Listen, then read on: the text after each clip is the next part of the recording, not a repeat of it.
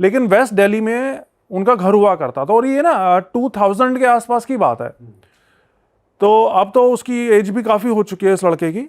लेकिन 2000 में जिस घर में वो रहा करते थे, उस घर में कोठी थी, मतलब अच्छा परिवार था, 2 भाई थे, उनके मम्मी पापा थे, सारे रहा करते थे घर के अंदर। तो सब कुछ अच्छा चल रहा था उनकी लाइफ में। उसके पापा किसी ज़माने में फैक्ट्री में जॉब करते थे, लेकिन फिर उनका कुछ ऐसा इतना अच्छा काम चला उनका कि एक पॉइंट के बाद उनकी अपनी खुद की भी 2-3 फैक्ट्रीज हो गई थी। सब कुछ उनका बढ़िया चल रहा था। और उस घर में, जिस घर में उनके साथ ये सब इवेंट्स हुए थे, उस घर में रहते हुए भी उनको 10-12 साल हो चुके थे और सब कुछ बढ़िया चल रहा था उनका। फिर क्या हुआ, 2000 के आसपास में उस लड़के का जो बड़ा भाई था ना, उसकी शादी की एज हो गई थी। तो उसके पापा ने बोला कि भाई अब लड़के की एज तो हो ही रही है और सब कुछ अच्छा चल रहा है घर पे, तो इसके लिए एक लड़की ढूंढ ली जाए। तो उसकी शादी करवाने के लिए रिश्ता वो ढूंढने लग गए। इन्हीं दिनों फिर उसके पापा ने अपनी फैमिली में ये शेयर किया, ये बताया कि जिन दिनों मैं फैक्ट्री में जॉब करता था ना, तो मेरा एक दोस्त था और वो बहुत अच्छा दोस्त था मेरा, और उसकी भी एक बेटी है जो कि शादी की उम्र की हो रखी है। और मैंने उसकी बेटी को देखा हुआ, बहुत सुंदर लड़की है, और फैमिली का, उसके परिवार का तो हमें पता ही है, बहुत अच्छा परिवार है। तो क्यों ना एक बार वहाँ चलते हैं उनसे मिलने, तुम लोग भी देख लो, अगर सब कुछ ठीक ठाक रहा तो फिर वहीं रिश्ता कर देंगे। तो उसके घर वाले तैयार हो गए, ठीक है पापा कह रहे हैं तो एक बार चलते हैं हम। तो उसी संडे को ये सारे उनके घर जाने को तैयार हो गए, उस जो इनके फ्रेंड का घर था। तो वहाँ पे गए तो लड़की को देखा, तो लड़की देखते ही पसंद आ गई इन तीनों को, मतलब मम्मी पापा और ये लड़का, 2 जो भी भाई थे, सबको लड़की पसंद आ गई। सुंदर थी लड़की, और फैमिली को तो ऑलरेडी जानते ही थे इसके पापा, तो फैमिली की तरफ से भी ऐसी कोई दिक्कत नहीं थी। लड़की को भी लड़का पसंद आ गया। अब सब कुछ पसंद आ गया इनको, रिश्ता इनका फाइनल हो गया कि भाई ठीक है रिश्ता करते हैं। और 1 महीने बाद की इनकी शादी की डेट रख दी गई कि भाई 1 महीने बाद शादी करते हैं। लेकिन यहाँ पे एक नोट करने वाली बात ये है कि जब ये लोग देखने गए थे ना उनको, लड़की वालों को, लड़की को देखने उनके घर पे गए थे, तब तक उनको ये तो पता था कि कोई देखने आ रहा है उनका, लेकिन तब तक ये नहीं पता था कि इनका बैकग्राउंड क्या है, कितने पैसे वाले हैं, कैसे क्या है, ये नहीं पता था। ये बाद में पता चला था उनको जब इन्होंने रिश्ता फाइनल कर लिया था। तो ठीक है, लड़के दोनों ने एक दूसरे को पसंद कर लिया और 1 महीने बाद की शादी की डेट रख ली गई। अब होता क्या है, ये पंजाबी फैमिली थी जिनके साथ में यह हुआ था, पंजाबी हिंदू फैमिली। तो इनके यहाँ पे ये था, नॉर्मली होता ही है कि कोई भी शुभ ऐसा कोई काम होने वाला होता है शादी ब्याह का, तो गांव में पितरों का कोई मंदिर होता था इनका, तो वहाँ पे जाके पूजा करनी होती है इनको। तो उन्होंने बताया कि इनके भी पंजाब में कोई जगह का नाम नहीं बताया, वहाँ पे इनके गांव में इनके पितर का कोई मंदिर था, तो वहाँ पे जाके प्रसाद चढ़ाना, कढ़ाई वढ़ाई करते हैं। हर फैमिली में, हर उसमें अलग अलग हिसाब होता है। तो इनका भी था कि वहाँ पे पूजा करके आनी है और उनको कुछ चढ़ा के आना है। तो शादी से करीब 15 दिन पहले का इनका बना प्रोग्राम कि भाई गाँव चलते हैं और वहाँ पे प्रसाद चढ़ा के आते हैं। तो ये तीनों ही जाने वाले थे, ये इसकी मम्मी, इसके पापा और वो लड़का जिसकी शादी होने वाली थी। लेकिन बाई चांस की बात है कि जिस दिन इनको जाना था उसे 1 दिन पहले इनकी खुद की फैक्ट्री, तो उसमें कोई काफ़ी अच्छा खासा इनका ऑर्डर आ गया था, तो उसके पापा नहीं जा सके वहाँ पे पंजाब में, इनके गाँव में। तो ये तीनों माँ बेटे चले गए अपना कार से वहाँ पे। तो उन्होंने जाके अपना पूजा वूजा की तैयारी करी। लेकिन अगले दिन जिस दिन पूजा होने वाली थी, उस दिन सारी तैयार हो चुकी थी, तो इसके पापा भी काम वाम खत्म करके वहाँ पे पहुँच गए पूजा के टाइम पे।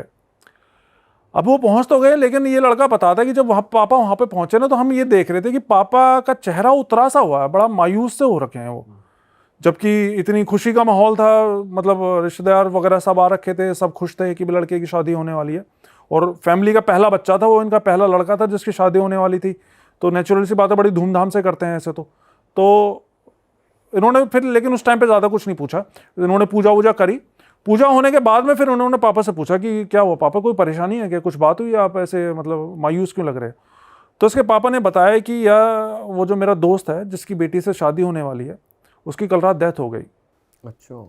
तो ये सुन के सबको एकदम से शौक लगा कि अरे ये कैसे हो गया, मतलब इतने अच्छे मौके पे एकदम से इस तरह की न्यूज़ आने तो बहुत बड़ा अपशकुन माना जाता है, और गाँव में तो बहुत मानते हैं इन सब चीज़ों को।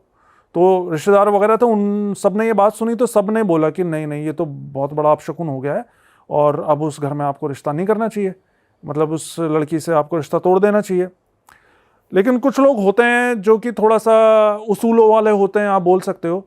उसने बोला कि नहीं, वो तो मेरा दोस्त का परिवार है, उसके बच्चे हैं, उनके घर में तो ऑलरेडी इतना मुसीबतों का पहाड़ टूट चुका है, उसके पिता की डेथ हो गई, और ऐसे में अगर हम भी उससे रिश्ता तोड़ लेंगे तो ये तो अच्छी बात नहीं है।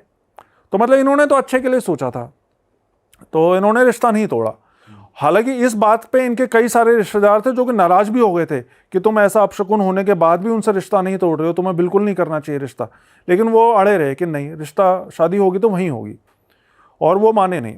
फिर करीब 2 हफ्ते बाद शादी की डेट थी, अपना धूमधाम से शादी हुई इनकी लड़के की। और शादी के बाद वो लड़की इनके घर पे आ गई, जो इसकी भाभी थी, जो इसके पापा के दोस्त की लड़की थी। अब क्या हुआ, शादी के बाद 2-3 महीने तक तो सब कुछ ठीक रहा। मतलब वो घर जिसमें ये पिछले 10-12 सालों से रह रहे थे, जिसमें खूब इनकी बरकत हुई थी, उस घर में खूब खुशी से रह रहे थे, कोई उसमें पैरानॉर्मल चीज़ें कुछ भी नहीं थी। शादी के 2 महीने बाद से ही ना इनको उस घर में एक अलग ही वाइब आने लग गई। जैसे होता क्या है ना, मतलब जिस घर में हम रहते आ रहे हैं शुरू से, वहां पे जरा सा भी कुछ भी चेंज होता है ना वाइब में, तो हमें फील हो जाता है वो। तो ये बताता कि हमें वहां पे डर लगने लग गया था 2 महीने बाद से, जैसे कि कुछ बहुत गलत हो रहा है, कुछ गड़बड़ होने वाला है। अपने ही घर में डर रहे, अपने घर में उनको डर लगने लग गया। लेकिन ये समझ में नहीं आ रहा था कि ये सब हो क्यों रहा है, क्या ऐसा क्या हो रहा है, मतलब ऐसा अभी तो शादी हुई है, सब कुछ ठीक ठाक चल रहा है, ऐसा क्यों हो रहा है, ये समझ में नहीं आ रहा था। और जो लड़की के फादर की डेथ हुई वो नेचुरली हुई, वो भी पता लगेगा आगे। अच्छा, वो भी आगे पता लगेगा। तो अब इनको ये तो पता चल रहा था भी कुछ ना कुछ गड़बड़ चल रही है, नेगेटिविटी आ रही है घर में, लेकिन अभी तक भी इतना ज़्यादा ध्यान नहीं दे रहा था कि क्यों हो रहा है, कौन क्या कर रहा है, ये सब चीज़ें अभी क्लियर नहीं हुई थी। लेकिन फिर क्या हुआ, एक दिन सुबह सुबह इसके पापा, सबसे जल्दी इसके पापा ही उठते थे, सुबह मॉर्निंग वॉक वगैरह के लिए जाते होंगे। तो सुबह सुबह इसके पापा उठे तो बाहर गेट खोला ना उन्होंने कोठी का, गेट से निकले तो देखा कि इनके जस्ट गेट के सामने एक बकरे का कटा हुआ सर रखा हुआ है। हाँ, और उसके साथ में एक धागा रखा हुआ है, काले रंग का धागा लंबा सा। अब इसके पापा ने एकदम से ये देखा कि अरे ये कहाँ से ऐसी चीज़ आ गई, तो कोई भी नेचुरल से सकपका जाएगा एक बार के लिए।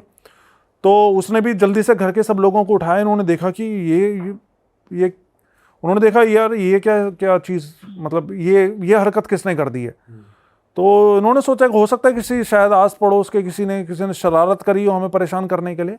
तो इसके पापा ने एक पन्नी ली, उसके अंदर वो सारी चीज़ें डाली, और थोड़ा सा दूर जहाँ पे कूड़े का ढेर होता होगा, मतलब आसपास का कूड़ा जहाँ इकट्ठा होता था, वहाँ जाके उसको फेंक दिया। उसके बाद घर आ गए। उसके बाद वो दिन तो इनका नॉर्मल गुजर गया।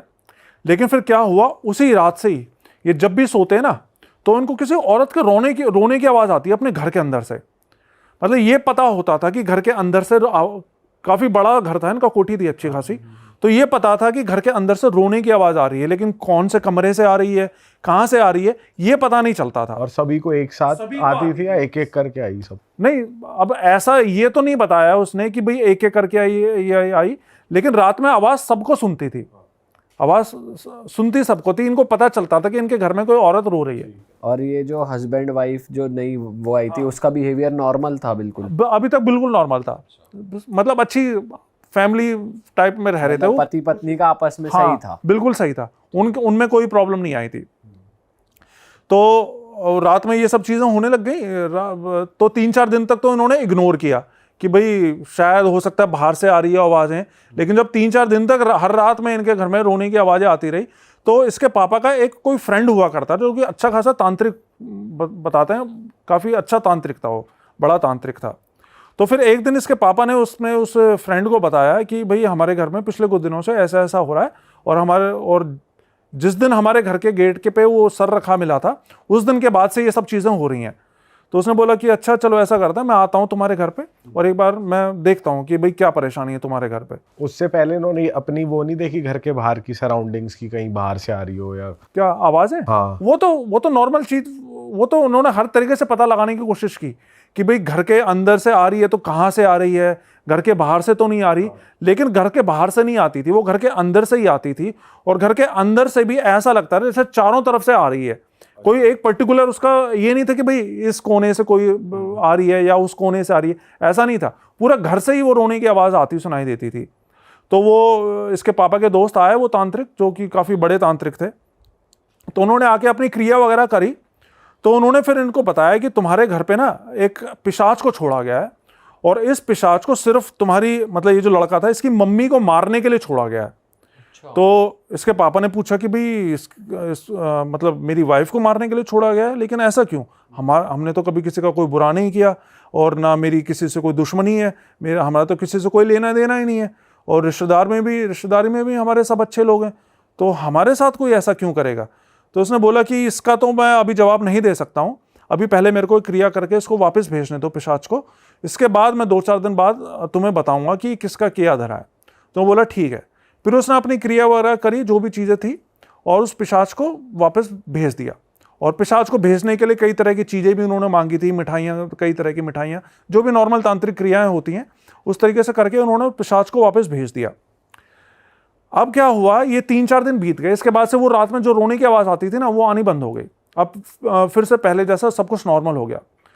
लेकिन फिर 3-4 दिन बाद क्या हुआ, फिर से एक सुबह इसके पापा सो के उठे ना, तो इनका जो दरवाज़ा था, जो मेन गेट, वो खोल के जैसे बाहर निकले तो देखा कि सामने फर्श के ऊपर एक हरे रंग का बड़ा सा कपड़ा रखा हुआ है, और उसके ऊपर मांस के लोथड़े से पड़े हुए हैं, और खून के छींटे पड़े हुए हैं वहाँ पे। तो वो देखते ही ये फिर से समझ गए कि भाई ये तो फिर से किसी ने कोई गड़बड़ कर दी है। लेकिन पिछली बार जो ये तांत्रिक दोस्त आए थे ना इनके, उन्होंने इनको ये बोला था कि भाई तुम्हारे घर पे अगर इस तरह की कोई भी चीज़ दोबारा से हो ना, तो इन चीज़ों को छूना मत तुम, ये छूना ठीक नहीं रहता। तो उसने ना छुआ नहीं, बल्कि पीछे वाले गेट से निकल के अपनी कार लेकर अपने उस दोस्त के पास पहुंचे, और उसको जल्दी से लेकर आ गए अपने घर पे। तो वो इनका वही तांत्रिक दोस्त वापस से आया इनके घर पे, देखा कि भाई वो सब चीज़ें वहाँ पे रखी हुई हैं, तो उसने अपने जो भी क्रिया वगैरह थी, मंत्र वंत्र थे, वो पढ़ने शुरू कर दिए। लेकिन इस बार क्या हुआ, जैसे ही उसने मंत्र पढ़ना शुरू करा ना, उसको खून की उल्टी हो गई वहीं की, अरे भाई तांत्रिक को।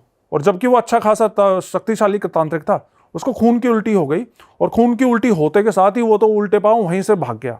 उसने कहा कि भाई मैं अभी कुछ नहीं कर सकता हूँ, मेरे को यहाँ से जाना होगा, और वो फिर वहाँ से घर से भाग गया। अब वो चला गया तो वो तो सब चीज़ें वहीं पड़ी थी, मांस के लोथड़े अभी भी घर के सामने पड़े हुए थे। फिर ये बताता है कि इसके पापा ने फिर से एक पन्नी ली, और वो सब चीज़ें उठाई, एक पन्नी में बांध के साथ में जो गंदी नाली थी उसमें फेंक दिया। लेकिन फिर उसी रात को इनके साथ में पता है क्या हुआ, रात में जब ये लोग अपने अपने कमरों में सो रहे थे ना, तो इनको घर के बाहर जो इनका वो तो हॉल था, जहाँ पे इनकी सारी डाइनिंग टेबल, कुर्सियाँ रखी हुई थी, इनके सारी की सारी चीज़ें ऐसे उठ मतलब ऐसे हवा में उड़ने लगी, जैसे कोई उठा के उनको पटक रहा हो बुरी तरह, दीवारों से टकराने लगी, चकनाचूर होने लगी, किचन में जितने बर्तन थे सारे इधर उधर होने लग गए, हवा में उड़ रही है सारी चीजें। मतलब चीज ऐसे जैसे मैं ये जैसे कप रखा हुआ है, इस कप को मैं उठा के दीवार पे फेंक के मारूंगा ना, तो इस तरीके से हो रहा था जैसे कोई उठा के फेंक रहा है चीजों को। तो ये बताता है कि हमें उस वक्त ऐसा लग रहा था जैसे हमारे घर के अंदर पूरी कोई भूतों की भूचाल आ गया। हाँ, भूचाल आ गया, भूतों की पूरी फौज घुस गई है हमारे घर में, तो ऐसा लग रहा था हमको। और मदद वाला कोई था नहीं, क्योंकि एक वही थे तांत्रिक, और रात में ये मेरे ख्याल से 2-3 बजे की बात है जब इनके साथ में ये सब हो रहा था। तो जैसे तैसे पूरे मतलब एक कमरे के अंदर सारे के सारे दुबके रहे, और फिर जब सुबह दिन निकला ना, फिर इन्होंने जाके हॉल में देखा तो पूरे हॉल का सामान सारा तहस नहस हुआ पड़ा था। तो इसके पापा फिर से उस अपने दोस्त के पास गए, क्योंकि इनको समझ में आ गया था कि भाई ये तो कोई बहुत ही बड़ी मुसीबत घर में घुस गई है। तो ये अपने दोस्त के पास गए, तो दोस्त के पास गए तो देखा कि उसकी तो वैसी मरने की जैसी हालत हो रखी थी उसके दोस्त की, मतलब उसकी ऐसी हालत हो रखी थी वो बोल भी नहीं पा रहा था ठीक से। तो इसने अपने दोस्त को बताया सारी बात कि जी हमारे घर में तो ऐसा ऐसा हुआ, हमारा तो सारा सामान तहस नहस हो गया, और तुम भी वहाँ से उस दिन भाग गए थे, तो कुछ तो बताओ हमारे घर में ऐसी कौन सी चीज़ घुसाई है, कुछ तो हमारी मदद करो। तो उसने तांत्रिक ने बताया कि तुम्हारे घर में कोई भूत वूत नहीं आया है, तुम्हारे घर में एक सुलेमानी जिन को छोड़ा गया है। एक जिन है, सुलेमानी जिन? हाँ, जिन्नात की भी अलग अलग कैटेगरीज होती हैं, उसमें एक सुलेमानी जिन बताया जाता है। जब मैंने ये स्टोरी सुनी थी ना, तब मेरे को एक अलिफ लैला, आपको याद आता हो शायद, याद होगा, एक आया करता था अलिफ लैला, उसमें हुआ करता था एक कैरेक्टर सुलेमानी जिन। वो सुलेमानी जिन बताते हैं ऐसा कि ये जिन्नों का सरदार होता है, और उसमें बहुत बहुत ताकतवर होता है, ये मतलब बहुत शक्ति होती है, इसको हराना बहुत मुश्किल होता है, इसको काबू में करना। तो उसने बताया कि ये सुलेमानी जिन है, और इसको कोई काबू में नहीं कर सकता, और ये तुम लोगों की मौत बन के आया है, इसको सिर्फ तुम लोगों को मारने के लिए भेजा गया है यहाँ पे, और इससे अब तुम लोग बच नहीं सकते। तो उसके पापा ने उसको बोला कि भाई मेरे तो बच्चे हैं साथ में, मेरी तो फैमिली है, अगर तुम ही कुछ ऐसे बोलोगे तो फिर मैं कहाँ जाऊँगा। तो उसने बताया कि भाई देखो मैं तो कुछ नहीं कर सकता हूँ, लेकिन चूंकि तुम्हारी पूरी फैमिली की ज़िंदगी का सवाल है तो मैं तुमको एक रास्ता बता सकता हूँ। उसने बताया कि शिमला में एक जगह पड़ती है नालागढ़, और वहाँ पे एक बाबा है जिनको पीपल वाले बाबा करके बुलाया जाता है। तो उसने बोला कि वो एक अघोरी बाबा है, अगर तुम जा सकते हो तो जल्द से जल्द उन बाबा के पास जाओ, अगर तुम्हारी कोई जान कोई बचा सकता है ना तो सिर्फ वही बचा सकता है, नहीं तो तुम्हारा बचना बहुत मुश्किल है। और अगर आने वाली पूर्णिमा या अमावस्या पता नहीं क्या बताई थी, तब तक ये तुम सबको एक एक करके मार डालेगा, क्योंकि इसको ऐसा नहीं है कि तुम लोगों को परेशान करने के लिए या तुम्हारा बिजनेस चौपट करने के लिए भेजा गया है, इसको सिर्फ तुम लोगों को मारने के लिए ही भेजा गया है। वैसे अभी तक किसी फैमिली मेंबर को कुछ वैसे कुछ नहीं हुआ? नहीं, अब नहीं, अभी फिजिकल हार्म फैमिली में किसी को नहीं हुआ था, लेकिन वो पहले वाला जो पिशाच था उसके लिए उसने बताया था कि माँ को मारने के लिए भेजा है, लेकिन ऐसा अभी तक सेफ थे, मतलब मरे नहीं थे, कोई भी फैमिली में डेथ नहीं हुई थी। तो उसने कहा कि एड्रेस दिया उसका बाबा का, तो ये लोग उसी शाम को फिर वहाँ पे नालागढ़ जाने के लिए निकल गए। मतलब जो इनका बड़ा वाला लड़का था जिसकी शादी हुई थी कुछ दिन पहले, और उसके पापा, ये 2 लोग गए थे, बाकी इसकी मम्मी और छोटा वाला लड़का और इसकी भाभी, वो तीनों घर पे ही थे। तो रात में ही निकल गए, और अब दिल्ली से तो शिमला जाने में कई घंटे लग जाते हैं ना, तो रात में फिर एक जगह ये लोग थोड़ा सा रेस्ट करने के लिए, कुछ खाना वाना खाने के लिए एक ढाबे पे भी रुके थे। और ये बताते हैं कि इस ढाबे पे ये रुके, खाना वाना खाया, लेकिन उसके बाद जब इन्होंने गाड़ी स्टार्ट करी तो उनकी फिर गाड़ी भी स्टार्ट नहीं हो। मतलब इन्होंने, ऐसा नहीं था कि उस गाड़ी में कोई खराबी थी या कोई पुरानी गाड़ी थी, अच्छी भली गाड़ी थी, चलती कंडीशन में थी, बिल्कुल अच्छे से चला के लाए थे, लेकिन वहाँ पे इनकी गाड़ी स्टार्ट होने का नाम नहीं, मतलब 1 घंटा लग गया इनको, हर तरह की कोशिश कर ली लेकिन गाड़ी स्टार्ट नहीं हो रही इनकी। फिर इसके पापा ने किसी तरह अपने गाड़ी के अंदर हनुमान चालीसा वगैरह लगाई, तो इनकी गाड़ी अपने आप स्टार्ट हो गई। और मतलब ये सुनने में थोड़ी सी फिल्मी बात लग सकती है कि मैं हनुमान चालीसा चला, लेकिन ऐसा होता है, ऐसा बहुत सी स्टोरीज में बहुत से व्यूअर्स ने मेरे को बताया कि ये चीज़ें, जैसे इस तरह के कोई भी भूतिया रास्ते होते हैं ना, कोई भी पैरानॉर्मल एंटिटीज होती हैं, तो वो इस तरीके से करती हैं, वो आपकी गाड़ी बंद कर देंगी, बाइक बंद कर देंगी, लेकिन फिर आप कुछ अपने किसी देवी देवता को याद करोगे तो एकदम से छोड़ देती हैं वो चीज़ को, वो स्टार्ट हो जाती है। तो जैसे तैसे फिर इनकी गाड़ी स्टार्ट हुई, फिर ये ऊपर, मतलब वो ऊपर की तरफ पड़ता है बताते हैं एरिया, तो ऊपर की पहाड़ों की तरफ जाए, एक तो वैसे मतलब 2000 में तो वहाँ पे इतना अच्छा भाई रोड्स वगैरह नहीं बनी होंगी। तो जैसे तैसे ये पहुँचे ऊपर, तो ऊपर पहुँचने के बाद में मतलब सुबह के 4-5 बज गए थे, दिन निकलने वाला था। फिर एक कोई दुकान वाला था, कोई शायद चाय के खोखे वाला था, उससे उन्होंने पूछा कि भाई हमको जो है पीपल वाला बाबा के पास जाना है। तो उसने बोला कि भाई थोड़ा सा आगे जाके ना, वहाँ पे आपकी गाड़ी का रास्ता तो नहीं होगा, आपको गाड़ी खड़ी करनी होगी, वहाँ से आपको पैदल आगे जाना होगा। तो उसने बोला ठीक है। तो आगे गए, तो वहाँ पे सही में फिर एक जगह जाके रास्ता रुक गया था, वहाँ से जंगल स्टार्ट हो गया था। तो वहाँ पे इन्होंने गाड़ी अपनी मतलब पार्क कर दी, और वहाँ से दोनों पैदल पैदल अंदर की तरफ जाने लग गए, जंगल से अंदर। वहाँ पे ये बताते हैं जाते हुए कि उस जगह पे ना इनको जंगल के बहुत से जंगली जानवर भी दिखाई दिए, खतरनाक जंगली जानवर, लेकिन किसी भी जंगली जानवर ने इनका कोई नुकसान नहीं पहुँचाया। तो फिर कुछ दूर चलने के बाद में इनको एक खुला सा एरिया दिखाई दिया, और वहाँ पे एक त्रिशूल गड़ा हुआ था। तो जब इन्होंने त्रिशूल गड़ा हुआ देखा तो इनको थोड़ा सा जान में जाना है कि हाँ चलो हम सही रास्ते पे आए, हो सकता है यहाँ पे बाबा मिल जाए। फिर थोड़ा सा और आगे जाने पे इनको एक छोटा सा मंदिर टाइप कोई बना हुआ था, उसके सामने एक बाबा इनकी तरफ पीठ करके बैठे हुए थे, और अपना जैसे ध्यान वो होता है ना, ध्यान मुद्रा होती है, उसमें बैठे हुए थे। तो ये पीछे जाके उसके खड़े हुए, तो बिना बाबा ने इनकी तरफ देखे, बिना कुछ बोले, बिना कुछ पूछे, उसने बोल दिया कि अच्छा तुम दोनों आ गए बच्चा, तुम्हारे घर पे जिस जिन को भेजा हुआ है, उस जिन को, मुझे पता है तुम्हारे घर पे किसी जिन को भेजा हुआ है तुम्हें मारने के लिए, लेकिन कोई बात नहीं, तुम यहाँ पे आ गए हो तो अब सब ठीक हो जाएगा। तो ये लड़का ये बताते हैं कि भाई जब इन्होंने बाबा के मुंह से ये बात सुनी ना कि भाई तुम्हारे घर पे जिन को भेजा गया हो और तुम ये सब चीज़ें दिल्ली से आए हो इतनी दूर से, तो इनको इतनी हैरानी हुई, क्योंकि इन्होंने तो बाबा ने बात करना तो दूर, बाबा ने पीछे पलट के इनका चेहरा तक नहीं देखा था, लेकिन फिर भी बिना देखे बाबा ने खुद से ही बता दिया उन्होंने, खुद से बता दिया। मतलब होती हैं सिद्धियाँ होती हैं बाबाओं के पास में, तो बाबा ने खुद से इनको बता दिया। फिर बाबा उठे, फिर बाबा ने इनसे बात की, बाबा ने बताया कि तुम लोग बहुत दूर से आए हो, थक भी गए होगे, तुम एक काम करो, तुम लोग 2-3 घंटे आराम कर लो, सो लो। तो वहीं खुले एरिया में कुछ चारपाइयाँ डली हुई थी, तो वहाँ पे ये लोग दोनों बाप बेटे वहाँ पे सो गए 2-3 घंटे के लिए। बाबा ने बोला था तुम सो आराम कर लो, तब तक मैं कुछ तैयारियां कर लेता हूँ। तो वहीं पर ही पास में कुछ हवन कुंड वगैरह बना था, तो बाबा वहाँ पे हवन कुंड में तैयारी करने लग गए।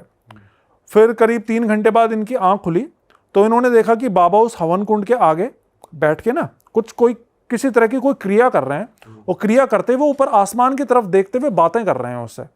मतलब बातें जैसे हम नॉर्मली अभी बातें कर रहे हैं ना, इस तरीके से बातें कर रहे हैं।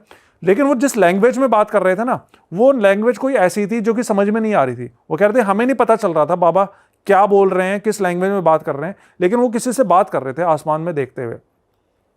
फिर बाबा ने उसको बताया, इनको बताया, अपने पास बिठाया, इनको बताया कि मुझे पता है तुम्हारे घर में किसी बहुत ही शक्तिशाली जिन को भेजा गया है, और मैं चाहूँ तो उसको अभी के अभी बांध के यहाँ पे बुला सकता हूँ, उसको यहाँ पे पेड़ पे बांध सकता हूँ अभी के अभी। लेकिन उसको पकड़ने से, उस जिन को पकड़ने से तुम्हारी समस्या का समाधान नहीं होगा, क्योंकि इससे पहले तुम्हारे घर में पिशाच को भेजा गया था, अब जिन को भेजा गया है। अगर इस जिन को मैं पकड़ भी लूँगा तो हो सकता है 10 दिन बाद कोई नई चीज़ भेज दी जाए। तो ये तुम्हारी समस्या का इलाज नहीं है, तुम्हारे घर का पक्का इलाज करने के लिए मुझे तुम्हारे घर पर ही जाना होगा। तो उसके लिए तुम एक काम करो, तुमको मैं कुछ चीज़ देता हूँ, ये चीज़ें अभी फ़िलहाल अपने साथ लेकर जाओ और मैं तुमको तुम्हारे घर पर ही मिलूँगा। तो उन्होंने बोला ठीक है बाबा, आप बताइए क्या क्या करना है हमें।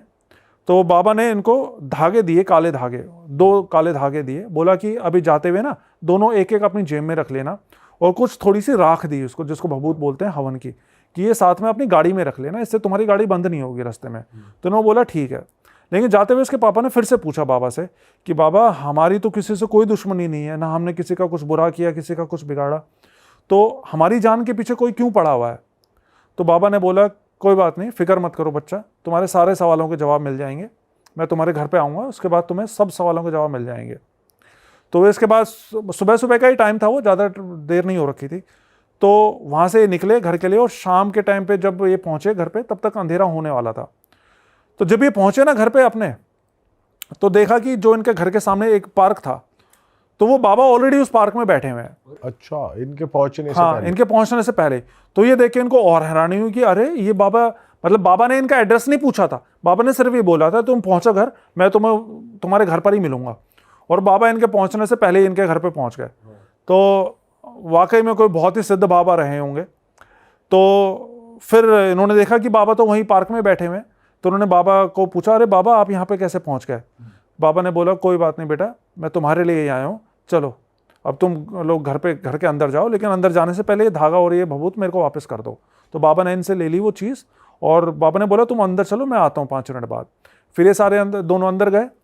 तो अंदर जाके ये बताता है कि किसी पापा ने देखा कि भाई मेरा छोटा बेटा और जो है बहू और वाइफ बिल्कुल ठीक है, क्योंकि डर तो रहता ही है कि भाई कहीं हमारे पीछे से उनके साथ में कुछ ऐसा ना हो गया।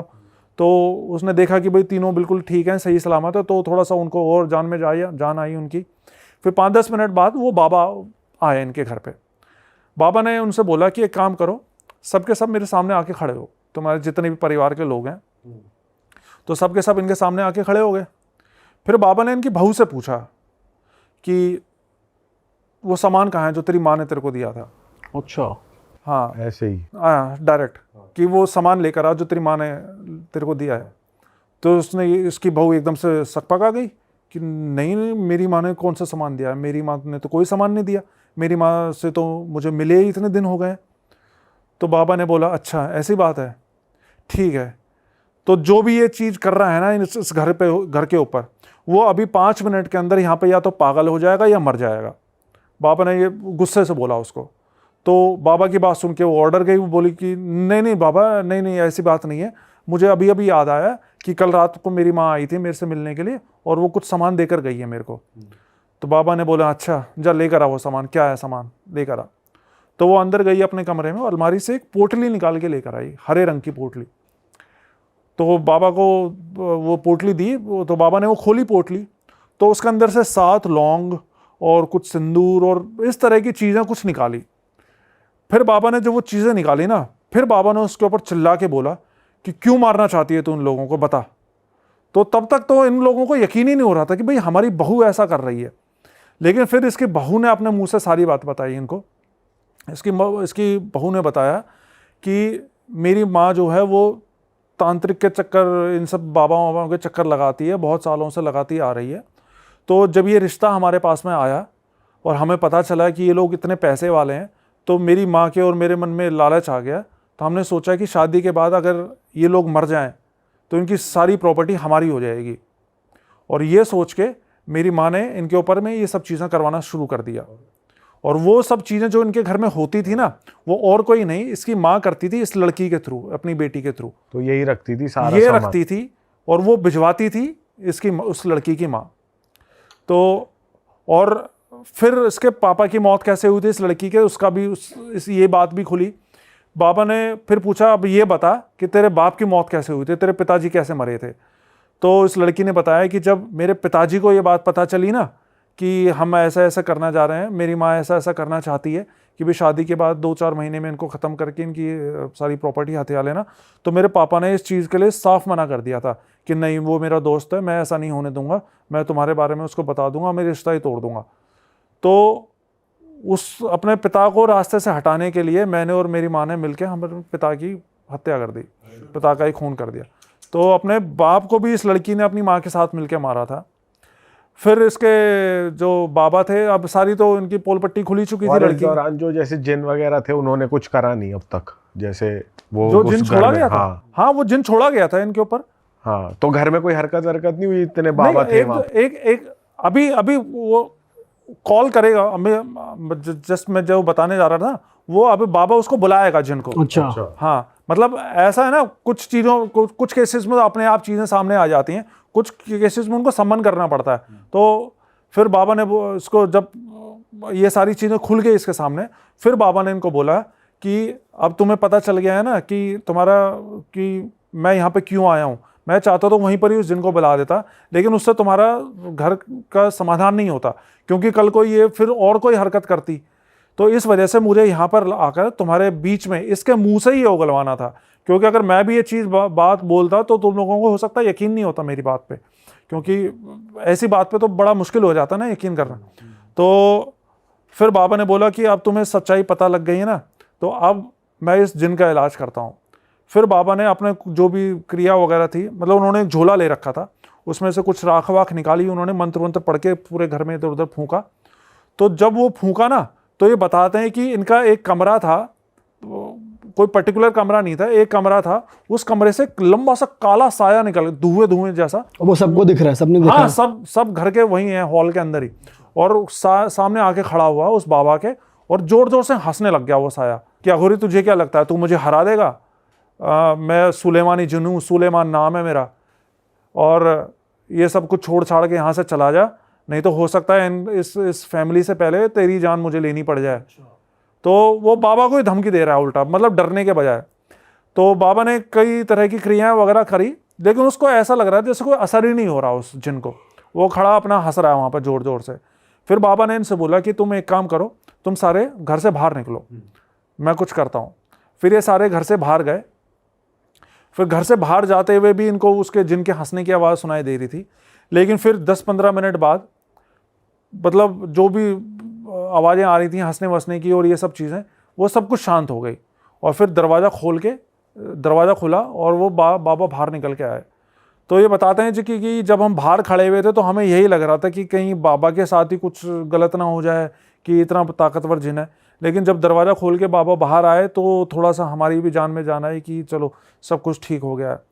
फिर बाबा ने इनको बताया कि मैंने उस जिन को पकड़ लिया है, लेकिन मैंने उसको मारा नहीं है, मैंने उसकी जान बख्श दी है इस शर्त के ऊपर कि जिसने उसको भेजा है वो उसी की जान लेगा। तो ये बात सुन के वो लड़की रोने लग गई कि इसको तो मेरी माँ ने भेजा है और ये मेरी माँ की जान ले लेगा। तो वो उसके पैरों में पड़ गई बाबा की, बाबा ऐसा मत करो, मेरी माँ की जान बख्श दो और हम आज के बाद ऐसा कभी भी कुछ नहीं करेंगे। तो बाबा ने बोला ठीक है, मैं तेरी माँ की जान बख्शता हूँ, लेकिन आज के बाद तू इस घर को छोड़ के चली जाए और आज के बाद इन लोगों की तरफ पलट के मत देखियो कभी भी, और अपनी माँ से बोल दियो कि इनका कभी बुरा करने की ना सोचें। तो उसने बोला ठीक है बाबा, अभी तो रात हो रही है, मैं जैसे ही सुबह दिन निकलेगा मैं दिन निकलते ही यहाँ से चली जाऊँगी इनके घर से। तो वैसा ही किया। फिर जब सुबह हुई तो ऑटो पकड़ के इनके घर से चले गए अपने मायके के। उसके बाद ना तो फिर अगले कई दिनों तक कोई कॉल आई, ना वो वापस आई इनके घर पे। लेकिन फिर बाबा जब सुबह जा रहे थे इनके घर से ना, तो बाबा ने बोला कि ठीक है मैं जा रहा हूँ तुम्हारे घर से, लेकिन जाते हुए मैं तुम्हारे घर को एक बार सुरक्षा कवच से वो कर देता हूँ, बांध देता हूँ, जिससे कि अगर दोबारा से कोई भी तांत्रिक प्रयोग या कोई चीज़ भेजी जाती है तुम्हारे घर पे, तो मेरे को वहाँ पे अपने धाम में बैठे बैठे पता चल जाएगा कि भाई तुम्हारे घर पे कुछ चीज़ आई है, और मैं वहीं उसको बांध के बुला लूँगा। तो इसके बाद ये चले गए, बाबा अपने वहाँ चले गए, और वो उनकी बहू भी अपने मायके चली गई। उसके बाद ना कोई कांटेक्ट हुआ, नहीं हुआ। लेकिन फिर क्या हुआ, करीब 1 महीने बाद इनको पता चला कि इसकी माँ की डेथ हो गई है, उसकी बहू की माँ की डेथ हो गई है। तो जब इनको ये पता चला कि बहू की माँ की डेथ हो गई है, तो ये दोबारा से उस बाबा के पास गए। कोई कांटेक्ट नंबर, फ़ोन नंबर वगैरह तो था नहीं जिससे बात कर सकते, तो दोबारा नालागढ़ गए और बाबा को बताया कि बाबा उसकी माँ की मौत हो गई है, और आपने तो बोला था कि भाई उसके आप जान बख्श दोगे। तो बाबा ने बताया कि मैं उसकी जान बख्शना चाहता था, लेकिन वो औरत अपनी हरकतों से बाज ही नहीं आ रही थी। उस दिन जब वो उसकी लड़की चली गई तुम्हारे घर से, उसके बाद उसी रात को उसने एक बानो नाम की चुड़ैल को तुम्हारे घर पे भेजा था, लेकिन चूंकि तुम्हारे घर पे सुरक्षा कवच लगा हुआ था तो उसको वो अंदर घुस नहीं पाई, और उसको बांध के मैंने यहाँ पे बुला लिया। और उसके बाद भी वो आए दिन कभी कुछ और कभी कुछ तुम्हारे घर पे वो चीज़ें छोड़े जा रही थी, वो बाज नहीं आ रही थी। मैंने उसको बहुत कोशिश करी समझाने की इन सब चीज़ों से बाज आ जा, लेकिन वो नहीं मान रही थी। इसलिए आखिर में मुझे इस जिन को छोड़ना ही पड़ा, और जैसे कि इसने वादा कर रखा था जिन ने कि जाते ही उसी की जान लेगा जिसने इसको भेजा है, तो इसने सबसे पहले उसी की जान ले ली। तो ये थी ये पूरी स्टोरी। सिर्फ लालच की वजह से वो मतलब अच्छा भला करते हैं लोग ऐसे लालच की वजह से।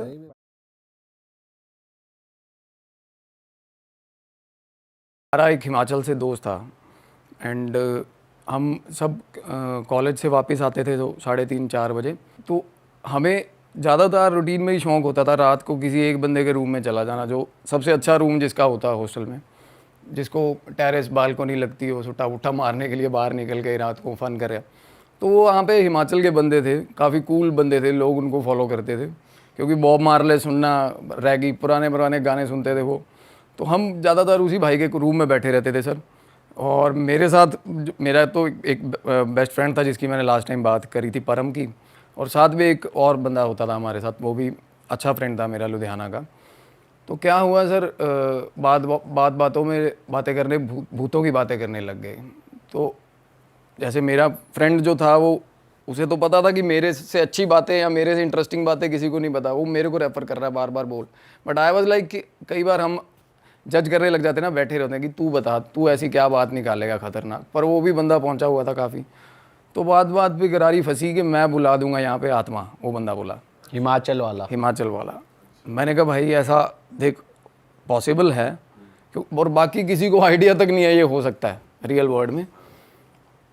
वो बोल रहा भैया आपको अगर, मैंने कहा ठीक है बुला देंगे। हम उस टाइम रूम में सर 7-8 लोग थे, एंड मैं और मेरे 2 दोस्त, जिन पे मेरे को पूरा यकीन है, बंदे मेरे अभी तक मेरे साथ हैं और शायद सारी उम्र साथ रहेंगे।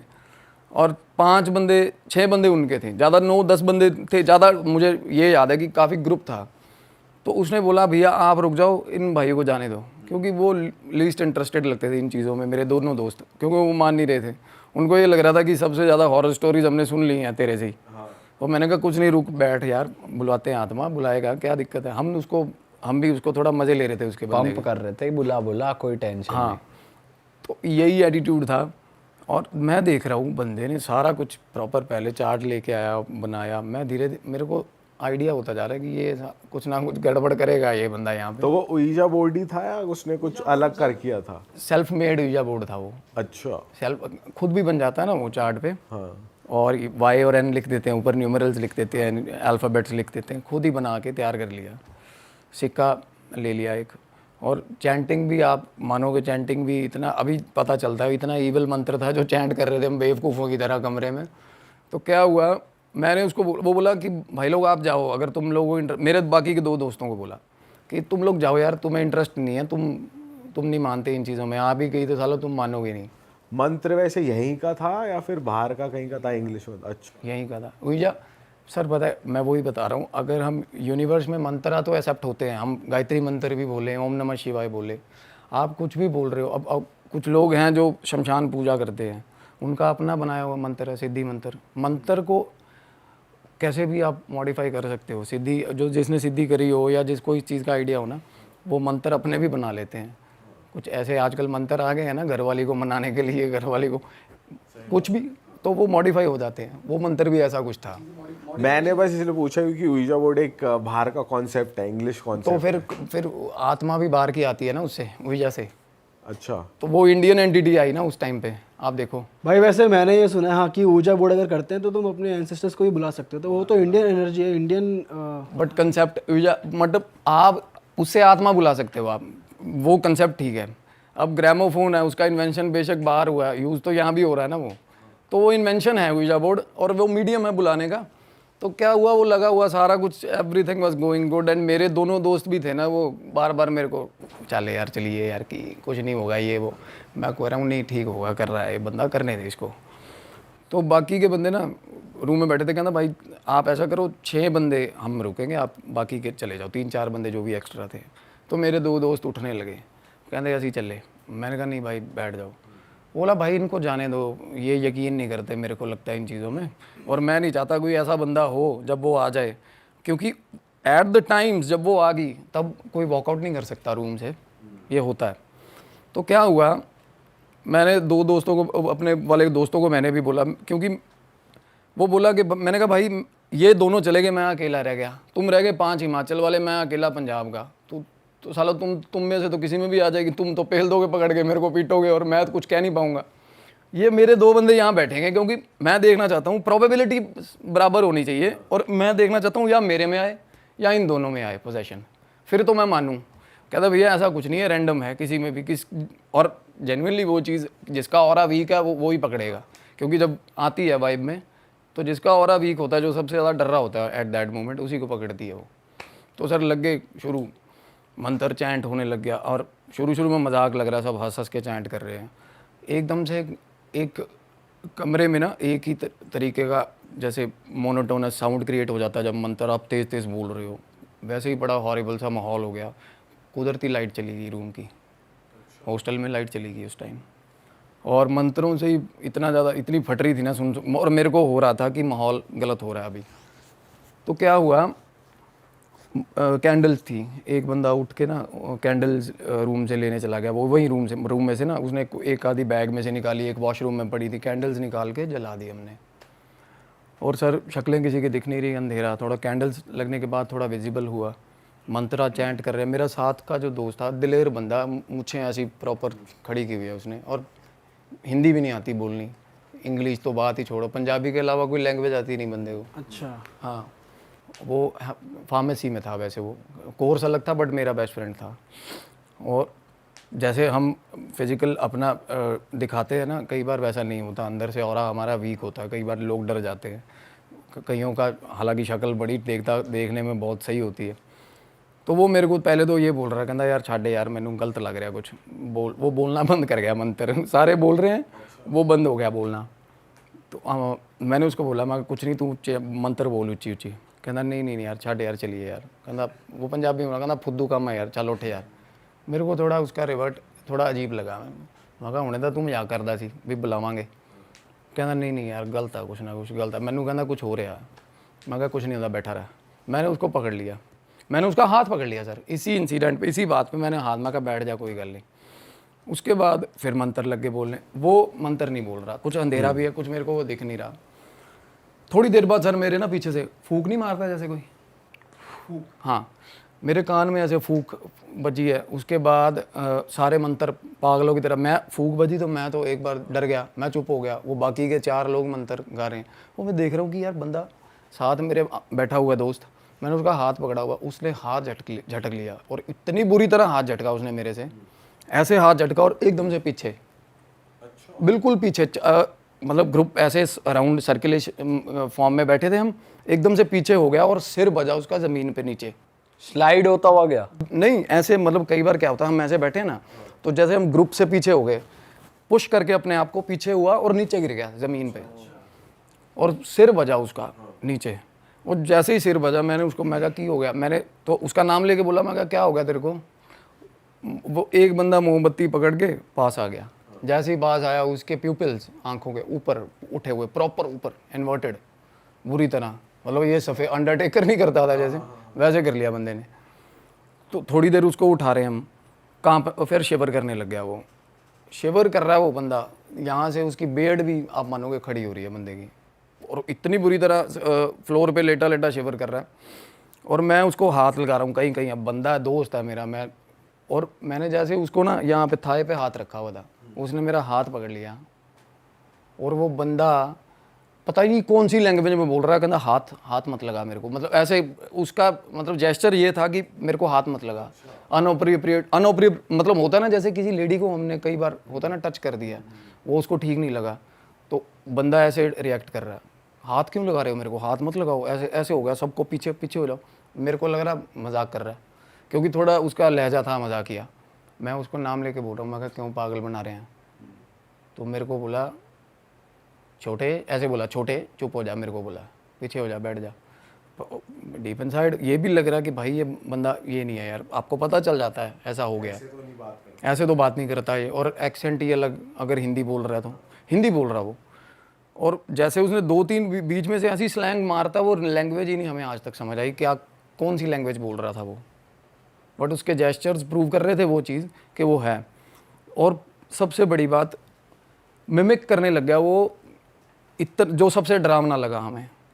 उसके बाद वो उठ गया, नीचे ऐसे बैठा हुआ था, एकदम से ऐसे उठ गया, सामने जो बंदा हिमाचल वाला बैठा था उसको उसका निक नेम लेके बोल रहा, हाँ हाँ बोल, ऐसे ऐसे छेड़ रहा उसको, ऐसे कर रहा है। अरे सर मतलब इतना डरावना माहौल हो गया था कमरे में, ऐसे हाँ बोले, बुला लिया तूने, उसके वो बंदा रोने लग गया सामने, कहता यार मेरे भाई की डेथ होगी, छोटे भाई की, उसकी आवाज़ में बात कर रहा। अरे तेरी, आप ये मानो मतलब उसके बाद साथ वाला बंदा बैठा, वो थोड़ा गलत चक्करों में था, उसको ये बोल रहा है कि सूंघाऊँ तेरे को फ्लूइड, ये फ्लूइड वगैरह सूंघते हैं बंदे कई, कहना सूंघाऊँ तेरे को फ्लूइड सूंघनी है तूने, और उसका किसी को नहीं पता, किसी हॉस्टल में किसी को नहीं पता, ऐसे सीक्रेट्स मतलब लिटरली। और एक बंदा साथ साइड में बैठा हुआ था, वो तो इतना ही फ्रीक आउट हुआ था, वो छुपा हुआ था पीछे दूसरे बंदे के जो बुला रहा था, उसको बोल रहा है, कहना उसको बाहर निकाल, उसको निकाल बाहर, चोर को बोल रहा है, हिंदी में बात हो रही है सर, तब आजा चोर कहता, फिर उसको भी वैसे छेड़ रहा वो, और चीखें मारने। उसके बाद वो आपने सुना होगा नॉर्मली बंगाल में पूजा में करते हैं ना हुर्र ऐसे, फिर वो करने लग गया सर, ऐसी चीखें मार रहा है। ओ माय गॉड, इतना हॉरिबल, और उसका जो आवाज़ ही बिल्कुल अलग सर, बिल्कुल अलग आवाज़, बिल्कुल। भाई आपकी तो फट गई होगी, ये हो क्या रहा, आप कर रहे हैं क्या? मेन मैं आपको क्रक्स बताता हूँ हुआ क्या था। आपको ये नहीं लगा मैं चैलेंज क्यों कर रहा था, क्यों बोल रहा था इतने टाइम से कि भाई देखते हैं? बिल्कुल हाँ सर, वही चीज़ें अभी समझ आती हैं, उसका ऑरा थोड़ा वीक था और वो डर रहा था, और ये चीज़ें डर पे फीड करती हैं। तो उसके बाद क्या हुआ ना, हमें वो कैंडल्स थोड़ी बुझने लग गई, और वो दोस्त जिसने बुलाई थी वो बोल रहा है, कहता भाई मोमबत्ती मत बुझने देना यार, कहता अंधेरे में पता नहीं क्या कर दे क्या फाड़ दे, कुछ नहीं पता। और पावर इतनी ज़्यादा, सच में हर इंसान में पावर होती है, हमने अपने आप को रिस्ट्रिक्ट किया होता है कि मेरा इतना ही जोर है। असल में क्या होता है, हमें जब कोई जज्बा आ जाए किसी चीज़ का, तो हम नहीं देखते 3 दिन रात मेहनत करते हैं, नॉर्मली हम 6 घंटे 7 घंटे काम कर लिया बस भाई बस, वो हम अपने आप को रिस्ट्रिक्ट कर लेते हैं। और उस टाइम एक हाथ पकड़ने में 4 बंदे लग रहे थे उसका सर, एक हाथ पकड़ने में, और हाथ पकड़ रहे हैं तो बंदियों की तरह कर रहा है वो, हाथ नहीं लगाने दे रहा, हमें हाथ ही नहीं लगाने दे रहा, उसके पास जा रहे पीछे हो रहा है, मेरे को हाथ में ऐसे हाथ मत लगाना, मेरे को हाथ में बिल्कुल। अच्छा, थोड़ा ऐसे एक्टर है गर्लिश। बिल्कुल हाँ बिल्कुल, मतलब फिर रिलेट करती है ये चीज़ें यक्ष जो होता है नॉर्मली, यक्ष जिसमें आ जाता है, जिसमें एंटिटी ये आती है ना, उसको रेड कलर जैसे पसंद होता है, सूट्स, लड़के ठीक ठाक बंदे सूट्स लड़कियों के सूट पहनने लग जाते हैं, आंखों से इशारे करते हैं लोगों को। हाँ। उसमें इस टाइप की एंटिटी थी। फिर हमें लगे कि नहीं यार, ये एक निशी करके एंटिटी, वो मिमिक कर रहा है ना, जैसे किसी की भी आवाज़ निकाल रहा है, किसी की भी। अभी मेरा तो नंबर भी नहीं आया था, देखो आप। तो क्या हुआ, सामने उसको छेड़ा, उसको कहता चोरियां करने हट जा तू, हॉस्टल में चोरियां करता बहुत, उसको बोल रहा, कहना ये आदत अब की नहीं है तेरी। हाँ, उसको बोल रहा अब की नहीं आदत तेरी, ये बहुत टाइम से शुरू हुआ है तू। उसको बोल रहा काइनेटिक में से बैटरी निकाल रहा था तू, पता नहीं कौन से टाइम की बात कर रहा है, कौन से काइनेटिक में से बैटरी, कहना तेरी तूने अपनी दोस्त की काइनेटिक में से बैटरी निकाल दी, कहता गर्लफ्रेंड कहता था उसको, उसी की चोरी कर ली तूने, ऐसी ऐसी बातें कर रहा था वो बंदा। और जिंदगी में वो बंदा उसको नहीं जानता, सामने बैठा जो, ऐसे बात ही नहीं हुई आपस में कुछ। उसने अभी तक आपको कुछ नहीं बोला? अभी तक मेरा नंबर नहीं आया उस टाइम पे, और मोमबत्तियां बुझ रही हैं और फट रही है ये कि भाई अंधेरा हो गया तो पता नहीं किसके मार देगा, कुछ ना कुछ कर देगा। और वो कुछ ये भी डर आ रहा था, बंदा कह रहा जाएगी नहीं यार, ये अंधेरा हो गया तो मेरे को टेंशन ये पड़ी हुई है भाई, मोमबत्तियाँ ना बुझ जाए। वो मैं बास्केटबॉल खेलता था तब, मेरे ना हाइपर डंक करके नाइकी के शूज़ आते थे बड़े अच्छे बड़े महंगे, मैंने सिस्टर से मंगवाए थे बाहर, वो शूज़ फूंक दिए थे सर हमने रूम में आग लगाने के चक्कर में। पहले किताबें फूकी थी ताकि वो उजाला मेंटेन रहे इससे। बिल्कुल उजाला मेंटेन रहे, और वो उसने बंदे ने ये बोल दिया था कि जाएगी नहीं भाई, ये अंधेरा हो गया था वो, ये उसके बाद ये बेकाबू हो जाएगा बिल्कुल। टाइम लगा होगा शू को कैंडल से जलाने। अरे सर कागज करते करते कागज फूके ना, कागज तो 1 मिनट में फूक जाता है। उसके बाद शूज थे पड़े हुए कमरे में, चीजें ही नहीं मिल रही हमें फूकने को, आप ये मानो कागजों के ढेर बना के आग लगाई, ऊपर शूज रख दिए थे उसमें हमने कि आग लगती रहे।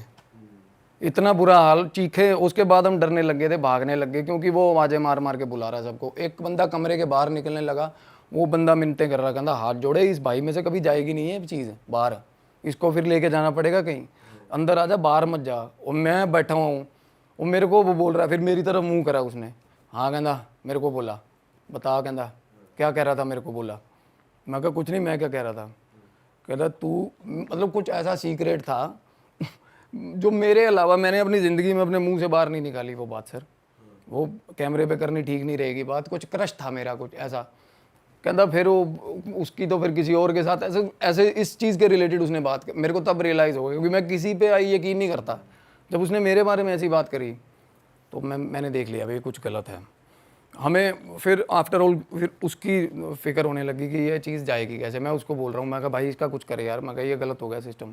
क्योंकि उसके बाद और मीनवाइल ऑल द टाइम ना वो चीखे मारे जा रहा है, अलग अलग आवाज़ें निकाल रहा है, छेड़ रहा है, मिमिक कर रहा है किसी को, हुर्र हुर्र करने लग रहा है, कभी क्या क्या कर रहा है, और हॉरिबल सी शक्लें, मतलब बिल्कुल। और उसके बाद लाइट आ गई, मतलब all of a sudden light आई। जब लाइट आई एकदम से फिर पीछे गिरा ऐसे जैसे पहले गिरा था 3-4 बार। तो उसने सिर अपना इतने ज़्यादा गद्दे पावर, उसके सिर में सर इतना स्वेलिंग था सुबह बंदे के पीछे, सच में उसको उसके सेंसेस से बाहर थी ये चीज़ें।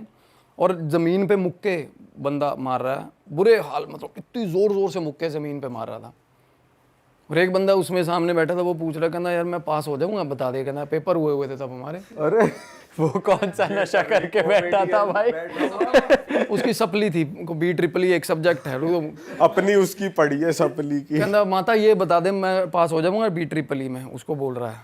तो वो तब उसको मजाक उड़ाने लग, वो मतलब जो उसमें पावर आई हुई थी वो तब उसका मजाक उड़ाने लगी, और उसका इतने गंदे ह्यूमिलेशन लेवल तक मजाक उड़ाया उसने, उसको छेड़ने लगी, मतलब related to his physical power छेड़ा उसने, ऐसा छेड़ा, मतलब ऐसी ऐसी चीज़ें सर, ऐसे ऐसे सीक्रेट्स निकाल दिए थे उस बंदे ने, आप हैरान हो जाओगे। क्या बोल दिया था ऐसा?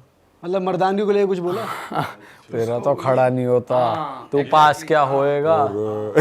उसको कुछ और ही बोली वो, मतलब आप मानोगे, कहते उंगली से पकड़ के तो तू ऐसा ऐसे बोला, 2 उंगलियों से, तो तू क्या बातें कर रहा है उसको। अच्छा प्रोवोकिंग, पूरा प्रोवोकिंग नेचर जैसा होता है। कह रहे उंगली से पकड़ के तू पूरे उंगली से 2 उंगली लगाते ही हो जाता 2 है। उंगली है, 2 उंगली का भाई साहब ऐसे करता है। फिर वो गए कैसे? तो मैं डर रहा हूँ, मैं मेरी तरफ ना आ जाए इस तरह को, मतलब ऐसा कुछ है ना। उसके बाद वो होली सोल प्लीज गो, वही मंत्र बाद में वो लगा हुआ भाई, कहना होली सोल प्लीज गो, कहती बताऊं तेरे को होली सोल प्लीज गो, मिन्नतें कर रहे हैं उसकी बात। मतलब सब समझ रही है वो कौन कैसे कहना चाह रहा है। मैं यही एक यहाँ पे टोल लेना चाहूँगा इस बात पे, हम बुलाने लग जाते हैं, पहले पंगे लेते हैं, या वैसे भी किसी में पोजेशन आ जाए ना, हम पढ़ते हैं मंत्र, कई बार पोजेशन ऐसा होता है उसने उससे ज़्यादा 4000 मंत्र पढ़े होते हैं। हाँ, क्या पता उसने सिद्धि करी हो, जब मरा हो, जिसका प्रेत आया हुआ। ब्रह्म राक्षस क्या है असल में, उसको क्या ही तुम हनुमान चालीसा क्या सुनाओगे, एक आधा हनुमान चालीसा जिसने सिद्धि करी हुई हनुमान जी की, और वो मर गया और वो प्रेत बन गया, उसको ऐसा क्या कर दोगे तुम लोग उसके लिए। भाई फिर ये वाली एंटिटी गई कैसे उसके एक अलग से? फिर वो हुआ क्या, लास्ट में क्या होता है, एम्पैथी, मिन्नतें, हाथ जोड़ पैर जोड़, प्लीज चली जाओ। उसके बाद हाँ सर यही हुआ। उसके बाद और कमरे में से बंदे भाग रहे हैं, मत कर लो। और बाकी जो हिमाचल वाले बंदे थे ना, वो कहते डू हेल विद हिम, हमने क्या लेना, कहते हम जा रहे हैं भाई। और क्योंकि शूज़ भी फूक गए, क्या हुआ कि नहीं यार हम जा रहे हैं, हमें कुछ नहीं लेना देना। मैं उसको दोनों को पकड़, मैं कहा जे बंदे ने कुछ होगा ना साले मारूंगा, मैं कहा अपना भाई था वो। तो क्या हुआ, वो बोला भाई ये इसको ना ले जाओ बाबा बड़भाग सिंह पे, बाबा बड़भाग सिंह करके गुरुद्वारा है हिमाचल में ही है, हाँ कहना वहाँ ले जाओ, इसका यहाँ हल नहीं है। मैं कहा ऐसे ही हल नहीं है भाई, मगर अल्लाह ऐसे ही नहीं है। मैं बैठा हूँ सामने, मैंने उसका मुंह पकड़ा, मैं भाई इधर इधर मुंह कर, मैं कहा फिर मुंह को हाथ लगा रहा हूँ, फिर मेरे मारा उसने, यहाँ पे पंच मारा उसने, ऐसे करके हाथ ही मारा, ये चीज़ मारी थी उसने यहाँ पे मेरे, तारे दिखा दिए थे बंदे ने। अरे गुस्सा, मैं ये सोच रहा था मुंह पे बच जाता या कहीं मुक्का ही मार देता वो बंदा। हाथ ऐसे घुमाया उसने और एकदम से यहाँ, मतलब मेरे बहुत दिन दर्द रहा था, यहाँ स्ट्रेच आ गया, बड़ा गंदा स्प्रेन आ गया था मेरे। तो उसको आंखों में आंखें डाल के बेसिकली आप, होता क्या पोजेशन में, या तो आप मंत्राज या आप बंदे को उसकी कॉन्शियसनेस याद करा सकते हो कि तू वो है भाई, आप उसकी आंखों में आंखें डाल रहे हो ना, अगर जिसमें पोजेशन है, आप उसको बोल रहे हो कि वहाँ उसको उसका नाम लेके आवाज़ें लगा रहे हो with so much empathy and reality में लेके आ रहे हो उसको, चीज़ को एकदम से उसकी जो अब उसका अपनापन है वो उसके हावी हो जाता है उस पर उस टाइम पे। तो उसको बीच बीच में रह के ब्लिंक आ रहे हैं, मैंने उसका नाम लेके आवाज़ लगा रहा हूँ और सच में फटी हुई थी, आंखों में आंसू निकल रहे थे मेरी। मैं उसको बोल रहा हूँ, मैं कहा भरावा हाथ जोड़े, मैं कहा वापस आ जा, मैं कहा तेरे बापू की जवाब देवांगे यार, हाथ जोड़ रहे हैं, उसकी मिन्नतें कर रहे हैं, नहीं हो रहा, नहीं मान रहा, छटक रहा है, हमें पास नहीं आने दे रहा। सबसे बड़ा चैलेंज ये फेस किया, हमें हाथ नहीं लगाने दे रहा था वो, अदरवाइज पकड़ के बंदा कुछ ना कुछ करता। और ये भी साइको पड़े हुए हैं कि रूम के बाहर निकलेगे तो फॉरएवर ही इसमें रह जाएगी ये चीज़, आप ये मानो। उसके बाद एकदम से उसको मैं कहना, जा मेरे को नींद आ रही है, जाओ जाओ भाग जाओ यहाँ से, नींद आ रही है। मैं उस पर सर सारी रात पहरा देता रहा बंदे पे, बाकियों को भी बहुत मिन्नतें करी, मैं कहा रुक जाओ, रूम से बाहर मत जाओ। वो सो गया, उसके बाद वो सो गया, मैं उसके सिराने बैठा रहा बंदे के, और बड़ी देर सो गया, मतलब एंटिटी चली गई उसके, मतलब वो सो गया ऐसे ही एज इट इज़, बात करते करते आंख बंद करी, लेट गया, ठीक है। मैं उसके सिराने बैठा हूँ, बाकी के बंदे कहते हैं चली गई है यार, वो भी बंदा बोल रहा है जिसने बुलाई थी, कहना चली गई, अब तो सो गया ना, शांत हो गया, कहना चली गई भाई। लेकिन ऊर्जा बोर्ड में जहाँ तक हमने सुना है उसमें ऐसा होता है, जाने का भी एक प्रोसेस होता है, वो कुछ चैंट करते हैं, चैंट ही होती है सर ये। आप तो अगर वो चीज़ करी थी, वो करने के बाद वो तो बहुत बोले हमने, मंत्र तो बहुत बोले ना, तो वो आगे से मिमिक, वो आगे से मजाकिया लहजे में बात कर रही अच्छा, मतलब आपने उसको गुड बाय वाला चैंट कर दिया। बिल्कुल। और वो बंदा सर सारा उसको बंदे को सारी नॉलेज थी हिमाचल वाले को, वो कह रहा मेरे हाथ खड़े भाई। वो एक टाइम पे उसने भी ऐसा आउट ऑफ दैट, मतलब आपने वो 1920 मूवी देखी है, वो बंदे ने वो एक हनुमान चालीसा अच्छे से उसके सामने चैंट करता बंदी के मुंह पकड़ के, है ना, उसको प्यार से वापस बुलाता है ना, जैसे इमोशन से कि तू ये है यार, वापस आ अपने रूप में, वापस आ। मैं उस तरीके लगा हुआ हूँ उसको पकड़ के, मैं भाई तू क्या कर रहा है। तो उसके बाद सो गया वो। अगले दिन नॉर्मली सारे हमें हॉस्टल के लिए सुबह सुबह सारा रश होता था, मैंने रूम अंदर से बंद कर लिया। सुबह सुबह देखा ना बाहर, और बातें फैल ही जाती हैं बाहर, तो सारे देख देख के जा रहे हैं रूम में। वो उठ ही नहीं रहा। उसको रात को खाने के लिए हम खाना लेके आए हैं बाहर से आके, वो ना मरिंडा मंगवाता था हमसे हमेशा, जब भी बाहर जा रहे ना मरिंडा और गोल्ड फ्लैग ले आना 5, है ना। तो मैं उसके लिए मरिंडा ले आया, सिगरेट्स ले आया, और आके उठा रहे हैं उसको, नहीं उठा नहीं, बिल्कुल ही बेजान पड़ा हुआ। तो अगले दिन उठा ना, तो भाई मैं उसको कॉलेज गया नहीं था, तो मैं बैठा हुआ था उसके साथ, मेरी आंख लगी। उसके बाद उठा तो उठ के उसने आवाज़ लगाई मेरे को, आवाज़ लगाई, दैट मीन्स कि ठीक है बंदा। तो उसको कहना भाई मेरा सिर दर्द हो रहा है। मैं कहा रात नू की होया जी। मैंने उसको पूछा, मैं रात को क्या हुआ था, कुछ भी याद नहीं बंदे को। मैं फिर भी मेरे को ये था कि मेक श्योर करूँ चीज़ें वाकई में, यार अपने मन को पता था कुछ ना कुछ गलत था। मैंने उसको बोला, मैं कहा तू सौंप पा दे, उसकी भतीजी को बहुत प्यार करता है वो, और वो चैन भी हालांकि उसने गले में डाली हुई उसके नाम की।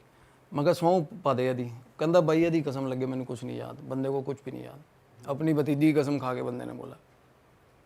फॉर द टाइम बिंग इतना गंदा पोजेशन था उस चीज़ का। और उसके बाद हम गए बाबा बड़भाग सिंह भी, फॉर हर उसकी बेटरमेंट के लिए बाबा बड़भाग सिंह में गए। वहाँ बहुत मोटी धार आ रही है, झरना है वहाँ पे, तो उसके नीचे किसी को भी कर दो निकल जाती है, छोटी मोटी चीज़ निकल जाती है, तो धौली धार बोलते हैं उसको। तो वहाँ बहुत लोग जाते हैं, बड़े श्रद्धालु जाते हैं। बाबा भी बैठते उधर कि भाई आप वो जो बता पाएँ कि शहीदों का गुरुद्वारा है सर वो, शहीदों के गुरुद्वारे में बहुत ताकत होती है, बहुत। मोहाली में है एक, वहाँ पे पहरा होता है शहीदों का। एंटिटी को तो आसपास नहीं आने देते, वो इतनी डरती हैं उनसे, जैसे अघोरियों से डरती हैं, ब्रह्म एंटिटीज़ डरती हैं। बाबा बड़भाग सिंह जी ने प्रेत कैद किया हुआ है, सबको पता है उस गुरुद्वारे का सिग्निफिकेंस। एक पिंजरा है वहाँ पे, उसके अंदर प्रेत कैद किया हुआ है, जिसकी यादगारी में वो पर्टिकुलर गुरुद्वारा बना हुआ है ना। जिस इंसिडेंट पे उन्होंने प्रेत कैद कर लिया था बाबा जी ने, उनका नाम था वडभाग सिंह बाबा जी का, जिनके नाम का गुरुद्वारा है वो। हालांकि पंजाब इसको वो करता है, डिनाई करता है, कि बाकी हमारे जो तख्त हैं पंथ हैं उनमें नहीं आता, बट वहाँ है गुरुद्वारा अभी भी। तो उन्होंने काफी टाइम पहले कोई प्रेत कैद कर लिया था उन्होंने। और कितने टाइम पहले की बात? बहुत टाइम पहले की बात है सर। गुरुद्वारा बहुत पुराना, वहाँ पे फाउंडेशन स्टोन पे लिखा भी हुआ है, कोई भी सर्च करेगा गूगल पे मिलेगा उसको, बाबा बड़भाग सिंह। और लोगों को आराम आया, वो एक ही बार में बहुत आराम आया लोगों को। मेहंदीपुर बालाजी जैसे लोग जाते हैं ना, तो हिमाचल के ज़्यादा लोग वहाँ जाते हैं, बाबा बड़भाग सिंह। पंजाब के भी वहीं जाते हैं, नॉर्मली भी जाते हैं वहाँ माथा टेकने लोग।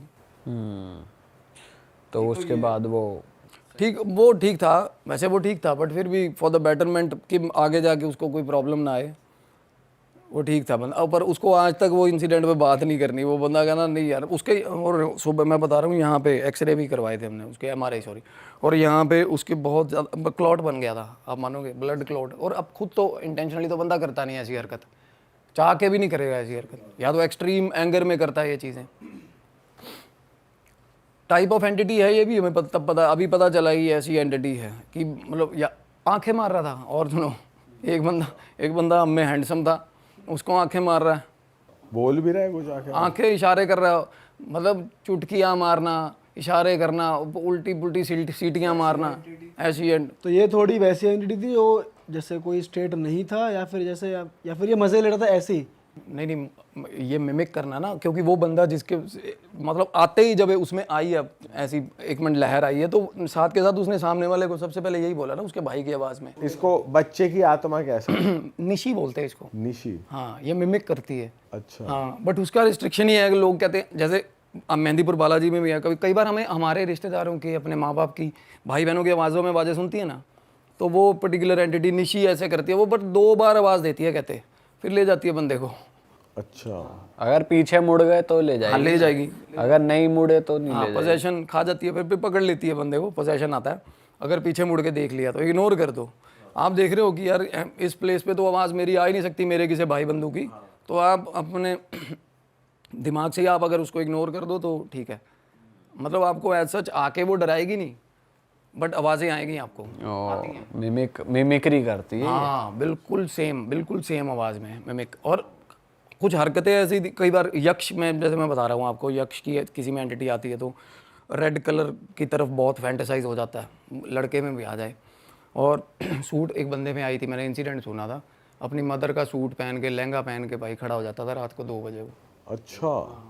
तो फाजिलका की बात है सर, अगेन ये मैंने देखे हैं बाकी शहरों में, मैं बहुत सारे शहरों में रहा हूँ, शमशान घाट नॉर्मल होते हैं, गेट है, शमशान घाट है वहाँ। फाजिलका का शमशान घाट ही अजीब था। 6 गेट थे उसके, मतलब एक के पीछे एक गेट। जैसे एक गेट क्रॉस हुए, कुछ कदम चले, 20 कदम, दूसरा गेट आ गया। हवेली के गेट नहीं होते लाइक, या किसी गांव की एंट्रेंस का गेट हो गया, पिलर टाइप के गेट थे। और मैंने जैसे बताया कि वॉर जोन रहा है फाजिलका, बहुत मौतें हुई हैं। तो सर हमारे ना नॉर्मली क्या होता था, दोस्तों का ग्रुप था, 21-22 दोस्त थे हम। तो किसी के भी पार्टी है या फंक्शन है किसी के भी घर, तो सारे इकट्ठे होते थे। तो कईयों को, कुछ लोग गांव से थे तो उनको आदत होता था कि ट्रैक्टर लेके आना यार भाई, इस बार अपने पापा का ट्रैक्टर लेके आना। तो एक दोस्त के घर हमारे जागरण था रात को, और जागरण था तो वहाँ पे हम सारे बुलाया हुआ था सबको, और सारे पहुँचे हुए थे। दोस्त जिसकी बात कर रहा हूँ वो ट्रैक्टर लेके आया हुआ था, हम सारे ट्रैक्टर पे घूम रहे पहले शहर में, फिर जागरण शुरू हुआ। और आपको पता सारी रात चलता है जागरण। तो रात को 1-1:15 बजे की बात है, हम निकल गए वहाँ से। तो हम निकले जब, तो आपको क्या, आपको हंसी भी आएगी इस चीज़ पे। तो फाजिलका में ना पशु बहुत है, गधे हो गए, गायें हो गई, मतलब आपको जैसे मैंने बताया बहुत रिमोट एरिया है। तो वहाँ पे ना हम उतर के ट्रैक्टर से, ट्रैक्टर वहाँ खड़ा कर दिया, तो गधे पकड़ लिए हमने। बहुत पंगे लेते थे हम बचपन में गधों से। कोई भी बंदा रिलेट कर पा रहा होगा, फाजिलका का होगा ना, मेरे दोस्त भी रिलेट करेंगे। गधे से पंगे? अरे सर गधे, शोले फिल्म की तरह अपना अपना गधा लेके घूमते थे सारे, गधे पे बैठ जाते थे। हाँ, क्या बताऊँ मैं आपको, माँ कसम ये बात सच्ची है। और वहाँ पे गधे थे, नुक्कड़ में 7-8 गधे थे, हमने अपना बढ़िया पहचान के गधा। दुलत्ती नहीं खाई कभी गधे अरे से? मारते थे वो, बट हमें तरीका था, कान पकड़ो और छलांग मार के ऊपर बैठ गए। एक बार तो हमने नैरोलैक पेंट का डिब्बा भी बांध दिया था गधे के पीछे, और एक दोस्त को बिठा दिया था उस पर, तो सीधा दीवार में ही पेल दिया था जाके गधा। वो बचाओ करते हुए सीधा दीवार में गधा, मतलब नैरोलैक पेंट का उसके मुंह पे डाल दिए? अच्छा, पूंछ के साथ बांध दिया ना, पूंछ पे वो जैसे ही डब्बा जमीन पे बचता है वो गधा और फ्रीक आउट करके भागता पागलों की तरह। वो दोस्त उसके ऊपर बिठाया हुआ था हमने, उसकी उस बातों में लगा के ना पीछे डब्बा बांध दिया था। कई ऐसी हरकतें करते थे हम। ये तो तगड़े मजे लिए यार आप। लेकिन मैं ये तो गलत चीज़ करते थे तुम लोग के साथ, ये करना नहीं चाहिए वैसे यार आप लोग। चलो उस उम्र में दिमाग चटक होता है। एनिमल अब्यूज है, बट क्या बताऊं, अब नहर में नहा रहे हैं तो आज भी करते हैं फाजिल्का के बच्चे गधों नहीं, के अब तो मजे। नहीं, अब तो सर थोड़ा बहुत सुधर गया वहाँ माहौल। और पर उस टाइम के जो एरा, उस टाइम के बंदे जो है मेरे दोस्त, उनको पता है ये चीज़ हम करते थे।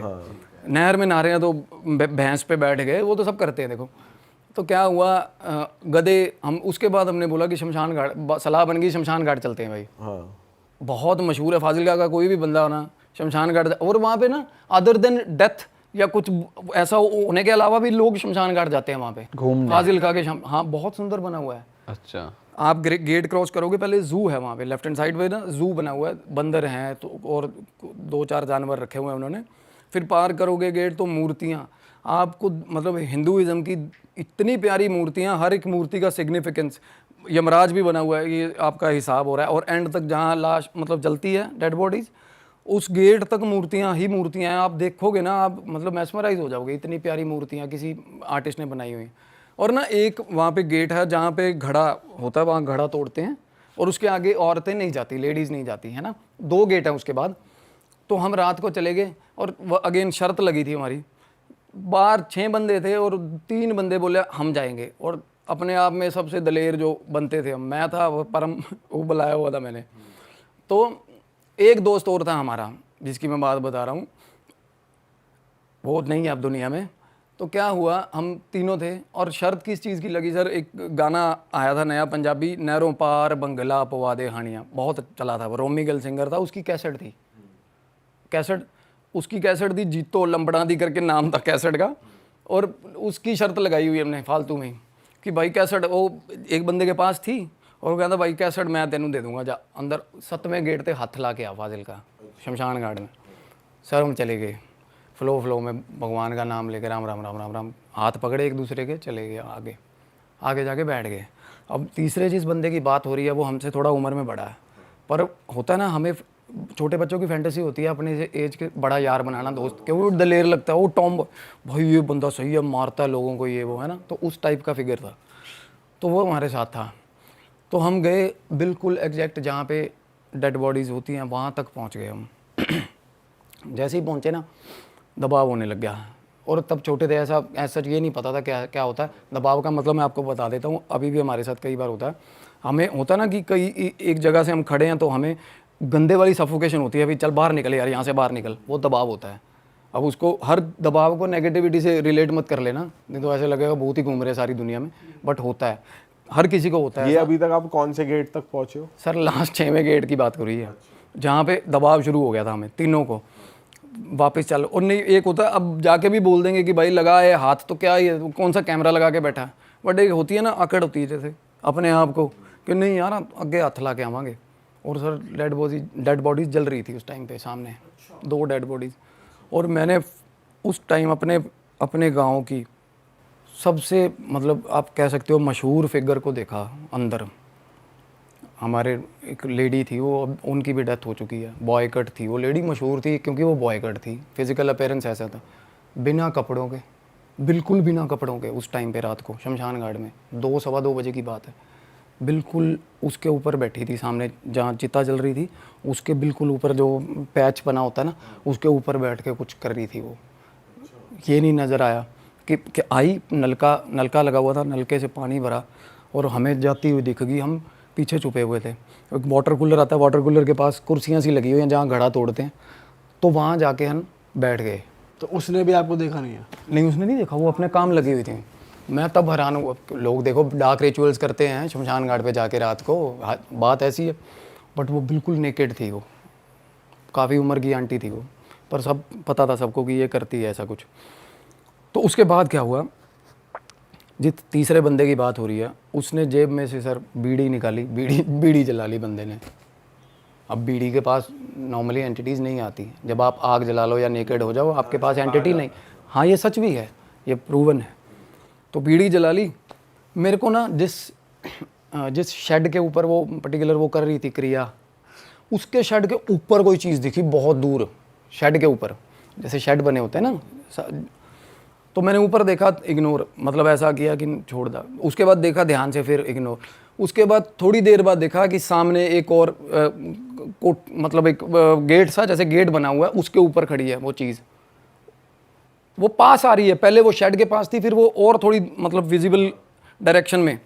उसके बाद सर क्या हुआ, जैसे वो बंदा बीड़ी पी रहा है, हम बैठे हुए हैं, बिल्कुल घुप अंधेरा था बिल्कुल। उसको साथ वाला बोल रहा है, परम बोल रहा था मेरा दोस्त, कहना यार बीड़ी बुझा दे यार, चंगा नहीं लगता।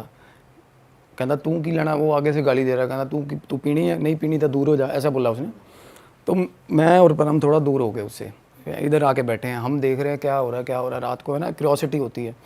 थोड़ी देर बाद सर पेड़ के अंदर पत्तों से आवाज़ आई, पत्ते हिले हैं जैसे। और मैं आपको बात बताऊं, जिस शेड के ऊपर वो खड़ी थी, उसको चीज़ खड़ी थी, उसके बाद पता चल गया कि ये प्रॉपर मतलब जैसे ह्यूमन एंटिटी है, जैसे उसी शेप में है, चीज़ है कोई। तो वो दिख गई हमें। और जिस गेट के ऊपर वो खड़ी थी, वो बहुत ऊंचा गेट है और सीढ़ियाँ तो है नहीं उस गेट पे। अगर हम ये भी एक्सपेक्ट करें कि कोई बंदा चढ़ा हुआ है, उस पर तो सीढ़ियाँ ही नहीं है, तो बंदा कैसे चढ़ गया उसके ऊपर। All of a sudden, in a blink of an eye, वो सामने आ गई एकदम से, हमारे एकदम से सामने आ गया। दोनों को दिख रही है? बिल्कुल, अरे दोनों को दिख रही है। अंधेरे में कोई चीज़ सामने आ गई, सफ़ेद कुर्ते पजामे या ऐसा कुछ पहना हुआ कपड़ा। तो उसके बाद हम दोनों खड़े थे ना, तो उसको आवाज़ लगा रही है साथ वाले जिसकी मैं बात कर रहा हूँ, जिसने बीड़ी लगाई थी, कहती बीड़ी बुझा दे, ये बंद कर, इसको बंद कर, ऐसे बोला उसने, बंद कर एनू, बंद कर। हाँ, वो कहना नहीं करता बंद। वो थोड़ा दलेर था, जैसे मैं बता रहा हूँ आपको, बोला नहीं करता। ओ मैं उसको बोल रहा हूँ, मैं कहा बंद कर दे, बंद। और हम मीनवाइल हम भागने की तैयारी में है वहाँ से। धीरे धीरे होता ना, बंदा अपना चप्पलें देख ले कहाँ पड़ी है, क्या वैसे हवा टाइट हो रही है और बात भी कर रहे हो आपस में। अरे बात हो रही है, अंधेरे में बात चल रही है, सामने से जवाब आ रहा है प्रॉपर। थोड़ा आप हुलिया बता सकते हो कैसा था? बोलिए सर, कपड़ा दिख रहा ना, कपड़ा दिख रहा है सामने, जैसे अंधेरे में हमें, अगर आप लेडीज जेंट्स क्या है नहीं पता चल रहा। आवाज़ तो बंदे की थी, आवाज़ बंदे की थी, उसकी आवाज़ में समझ आता है, बुझा, बंद कर एनू, बंद कर एनू, ऐसे बोला था उसने। तो कपड़ा दिख रहा है अंधेरे में, हम सामने अंधेरे में देख रहे हैं, हमें ये पता चल रहा है कि उसका पेज फंस गया उसके साथ बिना बात के। वो कह रहा नहीं बुझा रहा, कहना बुझा दे एनू, कहना की कर लेगा, उसने बोला। तो इतनी बात ना, उसने आवाज़ एकदम से, जैसे मैं चीख मारनी शुरू करी उस चीज़ ने, और चीख ऐसे मारी उसने, ऐसे करना शुरू कर दिया उसने। रात को 2-2:15 बजे की सर, मैं कह रहा हूँ मतलब फट के हमारी 2 होगी उस टाइम पे, जब उसने आवाज़ निकाली ऐसे। और इतनी दूर तक आवाज़ आई, इतनी दूर तक, हम तो भाग लिए ना। उसके बाद हम भागे, मैं और मेरा दोस्त दोनों, और पता ही नहीं पहला गेट कहाँ है, 6वां कहाँ था, मतलब इतनी तेज़ भागे हम। भाग के बाहर और देख रहे हैं, पीछे देख रहे हैं, और आवाज़ आ रही है कॉन्टीन्यूस, पहले गेट तक आने तक हमें वही आवाज़ आती रही एकदम से। उसके बाद साथ में बिल्कुल शमशान घाट के बाहर निकलते हैं, साथ में खेत है, खेतों में हो लिया हम भागते भागते, क्योंकि आवाज़ ही नहीं बंद हो रही, वो आवाज़ हमारे पीछे पीछे बंद ही नहीं हो रही बहुत दूर तक। फिर ट्रक यूनियन है, ट्रक यूनियन की दीवार पार करके सर हम बीच में, वहाँ पे लोग कुछ बैठे थे, रात को सोए हुए थे कुछ। आपके दोस्त कहाँ थे जो बाकी बाहर थे? मैं और मेरा दोस्त थे, वो निकल गए थे। वो निकल गए थे क्योंकि वो गेट है ना, वो गेट की इस साइड खड़े थे 3 बंदे। हम जब भागे तो हम एस्केप लिया ना हमने, जो भी रास्ता मिल रहा है। हमने नहीं देखा कौन है साथ में, कौन नहीं, और मोड ऑफ कम्युनिकेशन तब इतना स्ट्रॉन्ग था नहीं, मोबाइल कहाँ। और क्या हुआ सर, हम निकले, मतलब खेत पार करे, ट्रक यूनियन पार करी, मतलब मैं बैरियर बता रहा हूँ, बीच में इतनी चीज़ें आती हैं, हमें कुछ पता नहीं चल रहा। और एक चप्पल टूट गई थी, और ये भी नहीं कोई मसला कि चप्पल टूट गई है, पैर में चोटें लग रही हैं, क्या पागलों की तरह भाग रहे हैं, आवाज़ पीछा नहीं छोड़ रही। एक एक्सटेंट तक जाके जब हमें किसी दूसरे आदमी ने बुलाया, हमें हमारी ज़बान से ज़बान साझी हुई है ना, तब जाके आवाज़ गई वो। और ट्रक यूनियन के पार जो कॉलोनी है, वहाँ पे मेरे दोस्त का घर था, जो मेरे साथ था, परम, उसका घर पास ही था। हम उसके घर चले गए, गेट खड़काया, बुरी हालत में। उसकी मम्मी बोल रही है, तुझी तो जगराते थे, गए सी जागरण पे गए थे क्या? बात ही नहीं करी मम्मी से उसकी, कुछ नहीं। मैं भी उसके पीछे पीछे हो लिया, छत पे चले गए, उसके कमरे में जाके सो गए। सुबह होगी सर, सुबह उठे, नीचे चाय वाय पी, उसके घर में नाश्ता हुआ। उसकी मम्मी कह रही हो ਤੁਹਾਡਾ दोस्त ਸੀਗਾ फलाना, तो उनकी रात ਨੂੰ डेथ हो गई कहते शमशान घाट 'ਚ। हाँ जी, ये बात उसकी फैमिली को भी पता है, परम को भी, और फाजिलका के हर बंदे को पता है। आउट ऑफ हार्ट अटैक, मतलब कलैप्स हुआ था बंदे का, शमशान घाट के अंदर डेड बॉडी मिली उसकी, देख लो। उसके मतलब चीखने के बाद। हाँ उसी टाइम पे। अरे वाह, आपने ये वीडियो यहाँ तक देख ली भाई, तुमने हमारी मेहनत सफल कर दिया, तुम ही लोग हो असली रियल हिट। और अगर आपको बहुत मज़ा आ रहा है ऐसी क्लिप्स में, ऐसी वीडियोस में, तो फटाफट जाइए प्लेलिस्ट पे बिंज वॉच कीजिए और सारी वीडियोस देख डालो और मौज काटो। That is it. हम मिलेंगे नए पॉडकास्ट में, नई क्लिप में। Till then bye bye, see you, take care, do subscribe. Best of real talk online. Okay bye bye.